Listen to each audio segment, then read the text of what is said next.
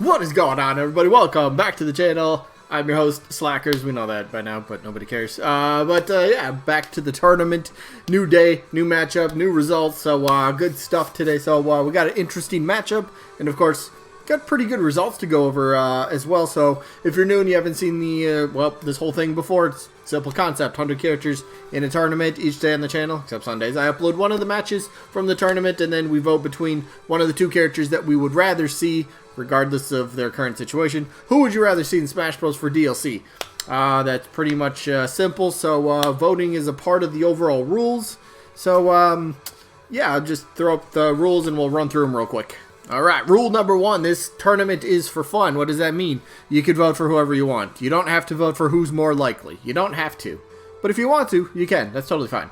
But you don't have to. Just keep that in mind. It's all for fun. But you only get one vote per person. How do you vote? Down in the comments. Type the name of the character that you're voting for. Pretty simple. You are allowed to vote for both characters, however, if you really like both characters, or if you have a difficult time deciding who to vote for, you can vote for both. Totally fine. It's all good. But, yeah, otherwise, the rest of the rules, this is a double elimination tournament, meaning a character has to lose 2 times before being officially eliminated, and then once we get to the results to determine the winner and loser of each individual match. If there happens to be a tie in the voting, we're going to flip a coin on camera. It's the fairest way to break a tie, and each matchup, voting-wise, only lasts for just 1 week. So you have 7 days to get your votes in once the episode gets uploaded. Simple stuff. Let's get to the bulk of the video.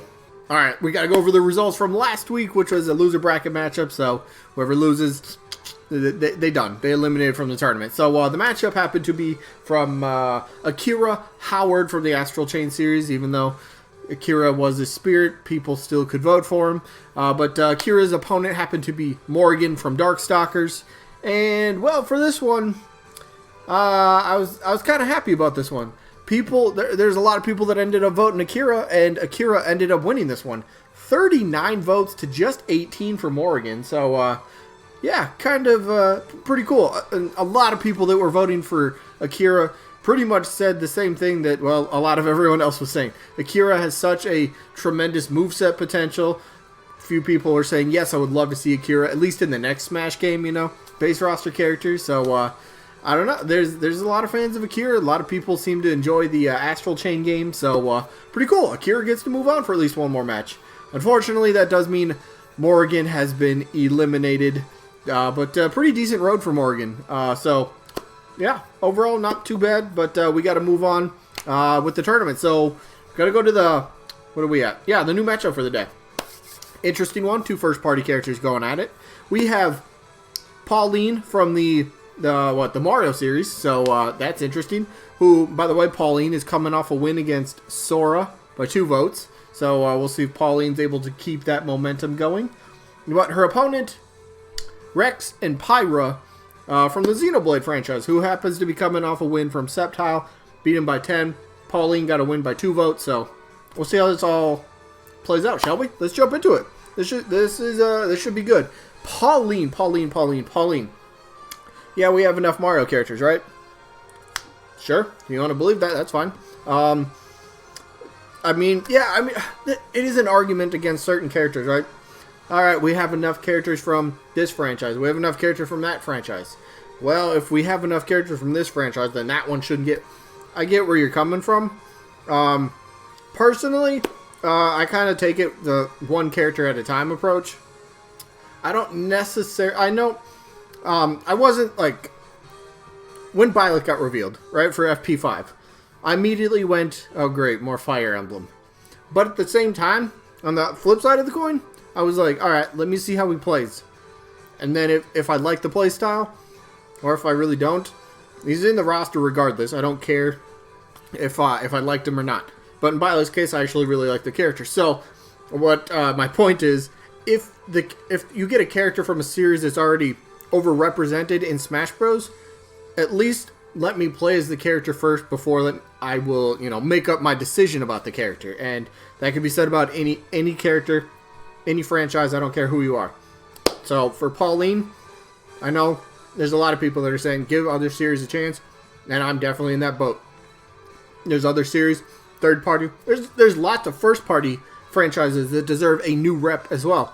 Maybe a new first party series, kind of like Kira Howard and Astral Chain. That would be a phenomenal character. But for Pauline, she'd have a very, I don't know, like moveset wise would be something that would be unique, right? So in Mario Odyssey, right? Because she's recently kind of had her little resurgence in gaming, which is always cool.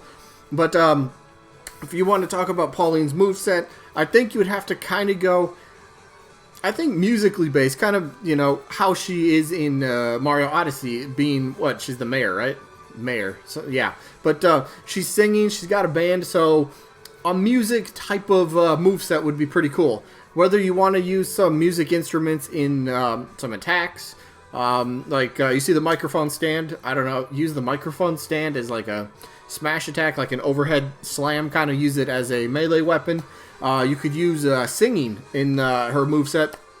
I've always said for neutral special, you can end up kind of like pressing neutral button, just press it, and like a music note kind of floats out. So it's a projectile that kind of, I don't know if it kind of go in a wave or maybe it just goes like straight across, but like it'd be kind of like a floating, dancing projectile. You know, it kind of goes whatever way you're facing, obviously. But if you press and hold it, then you'll get like a flow of music notes, kind of like, you know, you can tell that she's singing. I don't know if she'd actually make, yeah, she'd have to make a noise if she's going to be singing, right, for the attack. So, oh man, actually, now that I think about that, that would be annoying. Get a bunch of people playing as Pauline on stage, and then everyone just hitting the music notes, and everyone just, la. Okay, I can't sing, sorry, but that could be annoying. But I'm just saying, like, music style, that's something we do not have on the roster, and that is something I always look at and I go, alright, if you can bring something unique, you guys know this by now, I say it all the time, you bring something we don't have to the roster, I am more than willing to give the character a chance, play style-wise.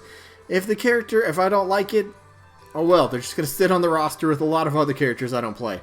But if they're unique enough and I kind of like, okay, I'm kind of feeling this, then awesome, we just got something brand new that we don't have. So, I know I've seen some people kind of say, all right, we could do something with Mario Tennis. I hate that argument for some Mario characters, Waluigi, Pauline, whoever else it might be. They're like, just give them some Mario spin-off, Mario Sports. Mario Sports games, for the most part, don't have a lot of representation. Sure, Peach has the golf club and the tennis racket, but, I mean, so does Daisy, but I think besides that, there really isn't any like Mario spin-off game representation in moves. So I mean that could be an avenue you take for a moveset, but I think that's like kind of a lazy way to take for a character, because like when you think about a character, you really kind of got to dig into who they are, what they do.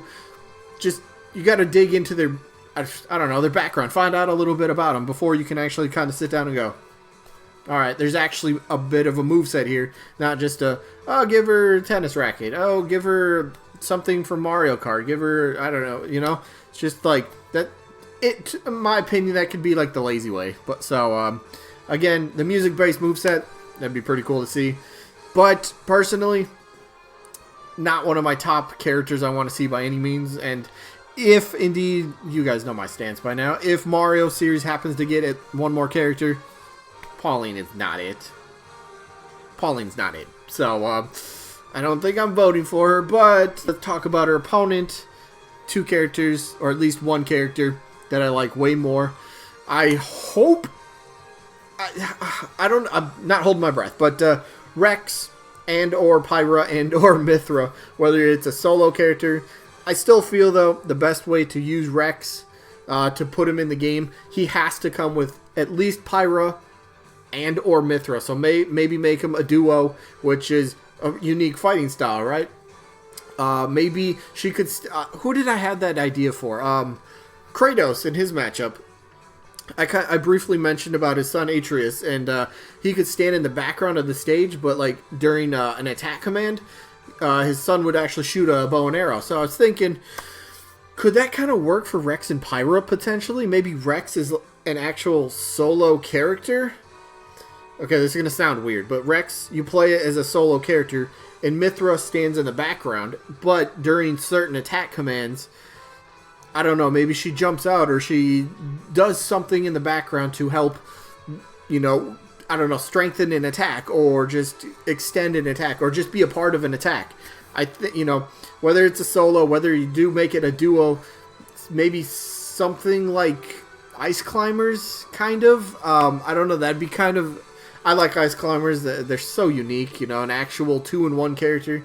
I know Banjo-Kazooie, they're kind of 2. I know Duck Hunt's kind of a 2-in-1, but like actual 2 characters that are running around the whole time. Rex and Pyra could be like the second one that actually does that. Again, I know Duck Hunt, they're basically 2 characters in one body. But Ice Climbers, you guys know what I mean, right? Ice Climbers, there's Popo and Nana. Duck Hunt is Duck and Hunt. They're yeah, you guys know what I mean. So having like a duo or even a trio, man, could you imagine if you could get Rex, Pyra, and Mithra all in for one character? Ooh, that would be. I want to see that. I would like to see that, but I would gladly take Rex with maybe Pyra in the background, or Rex and Pyra as a duo, whatever it might be. I really do want to see. These were. This was a character Rex and Pyra were. On my speculation list, or wish list, I should say, on the lead up to Smash Ultimate. I was like, alright, cool, new franchise, Xenoblade, let's do it, give them another rep. I think I could confidently say, especially at this point in the roster for how many characters we have, I could say Xenoblade deserves a second rep, so Rex would be pretty fun. Yeah, we all know the story about his Mii costume. Yes, it's a Mii costume because he's, the bonus for purchasing the Fighter's Pass. Sakurai wanted to put him in, and this was kind of his way of saying, sorry he didn't get in, but I hope this will do. We know Sakurai wanted to put him in. So, when Fighter Pass 2 happened to get announced, and this is like behind the scenes stuff that I'm guessing, I'm just guessing on here. When Nintendo approached Sakurai and said, you know what, we're going to do a Fighters Pass 2, we're going to do 6 more characters. Just what are the chances? What are the chances that Sakurai said, alright, if we're doing this, I want some more input this time around. I know you guys will have the ultimate say, and we'll sit down and figure out if I could come up with a moveset, but I want this character specifically to be in the Fighter's Pass. I'm sure Nintendo would have been like, alright, that's fair. That's fair. You do a ton of work for us, and you want to have a character, a first-party character, so you don't have to go out and get the rights to third-party.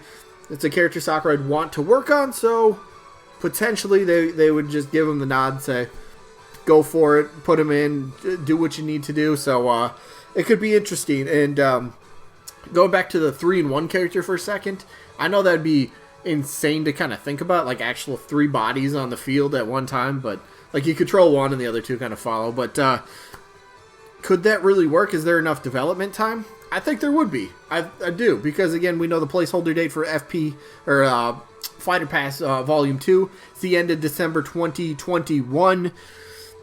We still have like what, a year and 9 months roughly. So if he really wants to sit down and he doesn't have to have any character in a certain spot in the Fighter's Pass, it's just like, all right, these are the characters. Work on whoever, and who happens to get done first releases first, something like that. I think would be there would be enough development time for Rex and or Pyra and or Mithra to really be that unique 3-in-1 sort of character, or 2-in-1, whatever it might be. So I like the character. Easily got my vote in this one. Rex and Pyra all the way. Yeah, so let me know who you guys are voting for down in the comments. Pauline, Rex, and or Pyra, and or Mithra, whatever that combination you want to see. Or both is fine as well. But that is it for this one. So sneak peek for Monday. Or, sorry, Monday. No, sneak peek for tomorrow. Tomorrow's going to be a good matchup. I can't wait for this one. We have Bandana Waddle Dee from the Kirby series. Good old Bandana Waddle Dee. But his opponent, Tails from the Sonic series. So that should be a good matchup. And then we'll get the results for who? We'll get the results for Amaterasu from the Okami series, who is taking on Dr. Eggman. Anyway, that is it for this one. Second video today. Raid boss video. So, pleased with how this raid boss turned out. But yeah, feel free to watch it. Comes out in a few hours. But that is it. Hope you guys enjoyed. Hopefully we catch you on the next one. Peace out, everybody.